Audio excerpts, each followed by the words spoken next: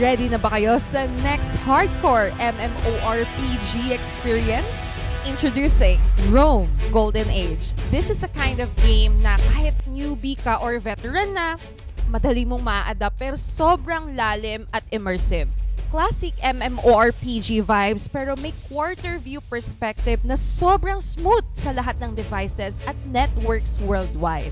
At syempre, true cross-platform to. Pwede ka maglaro anytime, anywhere, mobile man or PC. Plus, may real-time multilingual chat translation. Kaya kahit iba-iba yung language na mga kalaro natin is pwede tayong makipag-cooperate or mag-PK na walang hadlang. Speaking of PK, ang Rome Golden Age ay may high-freedom PK system na may meaningful rewards. So mula sa open PK zones, bounty at murder systems hanggang sa anonymous dungeons at territory wars, lahat ng yan ay may perfect balance ng risk and rewards. Pero wait, may Web3 twist ito. Rome Golden Age is built on the Wemix platform at may RPG Tokenomics 3.0.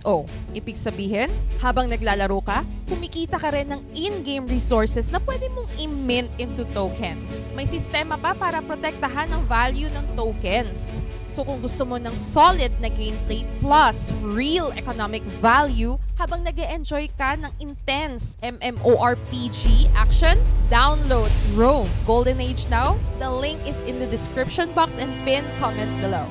Kita-kits sa battlefield! Okay, so hello guys. So for today's video is we are going to talk about typing jobs this 2025 but much easier. So bakit ko sinabing much easier? Kasi ito yung typing job na hindi ka na magta-type. Ay, bongga!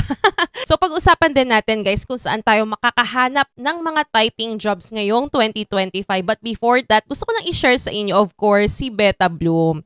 So this is our small business na kung saan we are providing companionship while you're working from home, you're studying, or even working sa inyong office. For only 600 pesos is you will be able to have your Beta Care starter kit which includes your Beta Fish, fish tank, USB LED light na pwede niyong i-connect sa inyong device, talisay extract, fish food, small fish net, mini siphon, Beta Care starter guide, and Beta Bloom stickers. So guys, we ship nationwide kaya kahit saan ka dito sa Pilipinas is you will be able to receive your order. And for fish only orders, just in case lang na meron na kayong mga equipment, starting from 250 pesos each is magkakaroon ka na po ng inyong Beta Fish. So guys, you may visit us dito sa ating Facebook page, Beta Bloom. So verified na po tayo guys. And dito sa Reels, you can select mga iba't ibang Beta Fish. And next week or within this week is we will be able to restock and upload new Beta Fish na pwede nyo pang pagpilian. So you can send us message here for inquiries. Okay, so ngayon guys is we are going to talk about kung paano mas magiging madali itong typing job na ituturo ko sa inyo. Yung most common typing job is converting PDF to document file or converting image to document file. Let's say for example, we have this type of document na PDF file siya, sinend sa atin ng client at hindi mo siya makopy-paste. So, kailangan talaga i-type mo siya ng mano-mano. Or meron din sitwasyon na image yung ibibigay sa atin ni client, so hindi mo rin siya makopy-paste, so kailangan i-type din natin.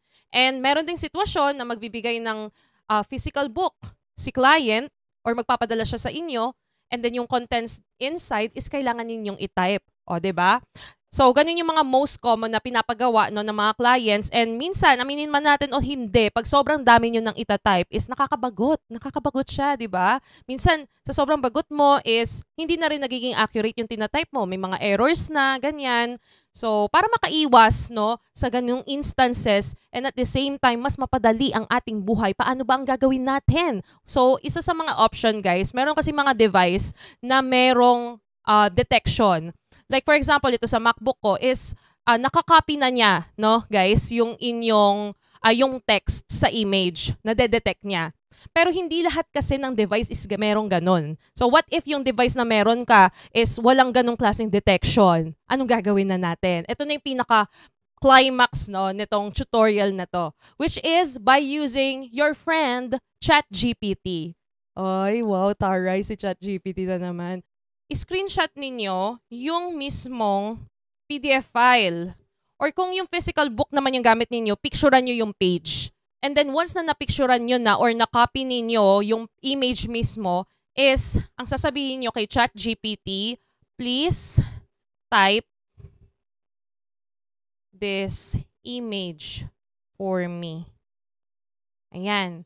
Dito kasi sa ChatGPT is you will be able to upload image. So, bakit di natin i-take advantage? Ayan. So, in-upload ko na yung paragraph a while ago. And then, press on enter.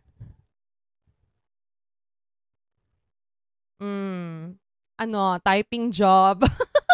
Typing job pa more. And ang maganda dyan, guys, is accurate to.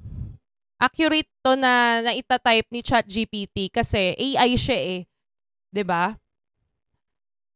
So, very accurate and walang errors. And at the same time, sobrang dami mong oras na natipid at effort. 'Di ba? So, there you go. Ang gagawin nyo na ngayon dyan is i-copy nyo na and then i-transfer nyo na sa Microsoft Word, Google Docs, or kung ano man yung ginagamit ninyong document software. Okay? Okay, so let's have this one. Itong image dito. Yung example image natin. Medyo maganda yung kanyang penmanship. And then later on, gawin natin pahirap ng pahirap hanggang sa maging doktor na. Tingnan natin kung madedetect pa rin ni ChatGPT yon. Try natin dito. Please type this image for me. Oh, okay. Accurate ba? Oh, yes. Accurate siya, guys. Oh, okay. Yun nga lang. Ito. Merong error akong isang nakita. Itong ratis. Ang ginawa ni ChatGPT is ratites. 'Di ba? So, even though na mapapadali ni ChatGPT yung buhay mo sa pagta-type, is kailangan you have to check it pa rin. Kasi pag ganito mga handwritten form na, minsan nalilito na rin yung AI, hindi niya na-detect yung mga letters ng maayos. So, you have to double check. Pero mas napadali pa rin no, yung trabaho po natin as a typist by using ChatGPT. Eto, paano kaya kung cursive? Try nga natin kung makukuha yung cursive form. Pero na-detect siya ng ng MacBook ko. Ayan o, na-detect siya. So, malamang baka ma-detect din siya ni ChatGPT. Tingnan natin. Okay. So, let's compare na kung accurate ba yung ginawa ni ChatGPT. Alright. So, my name is Catherine Blackwood.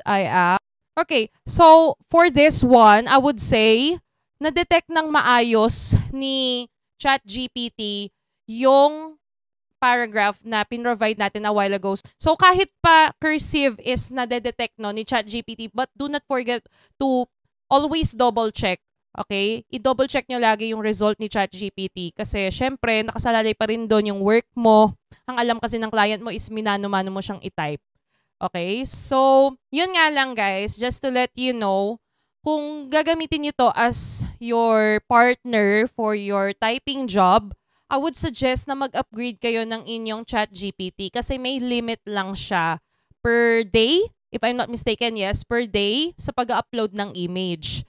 So, syempre, sulit naman siya guys kung titingnan niyo yung mga plans ni ChatGPT. I think for as low as 1,000 pesos or $20 per month is you will be able to use this. Kumbaga, unlimited na yung pwede mong mai-upload na image dito if you're going to upgrade your plan. Alright?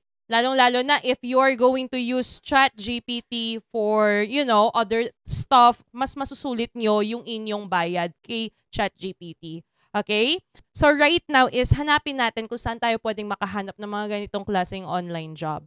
So guys, isa sa mga pinaka-popular na marketplace nowadays is matatagpuan sa GCash. So I have already made a video for this. Ililink ko na lang dyan sa description box and pin comment below yung video natin regarding this, kung saan you will be able to get paid at 100 pesos, starting at 100 pesos. So, it depends guys, no, kung ano yung ipapagawa sa inyo ni client, pwede niyong presyohan ng mas mataas. And I would suggest din sa mga ganitong klaseng mga marketplace, sa GCash, partnership to with Racket.ph is maganda, murahan nyo muna yung inyong rate. And eventually, pag nagkaroon na kayo ng maraming rating, is pwede ninyong taasan yung price po ninyo. Okay? Pero guys, as of right now, is hindi available yung pagpo-post ng gig, no, dito sa GCash under Racket.ph. I would suggest na mag-visit kayo sa mismong Racket.ph website, which is this one. Ayan. So, dito sa Racket.ph, pwede kayong gumawa ng inyong account. 18 years old and above. Mas maganda kung ID verified kayo para mas mapagkatiwalaan kayo ng inyong client. So, yung payment dito is via GCash din. And I have already received payments from this platform as well. So, iba naman yung ginawa kong job here. So, ito guys, yung ating nagawang gig before. So, pwede na, no, pang extra income. And hindi ko sinasabi na magiging constant, no, yung kitaan dito. Liban na lang kung meron na kayong regular client. So, maaaring maging stable income online po ninyo iyon. Pero for now, syempre ayoko naman itaas yung expectation ninyo when it comes to freelancing. Sa simula talaga is medyo mahirap humanap ng client. So guys, nakagawa na ako ng exclusive video regarding, you know, finding typing jobs this 2025. You may proceed dito sa video natin, which is this one. Nakalink yan again sa ating description box below and pin comment. So there you go guys, and that's how we can do this type of online job much easier with the help of ChatGPT. So isa yon sa mga pwedeng gawin ni ChatGPT for us. Marami pang pwede tayong pag-usapan in the future na pwede ko ring ituro sa inyo na pwede palang magawa, no, dito sa platform na ito.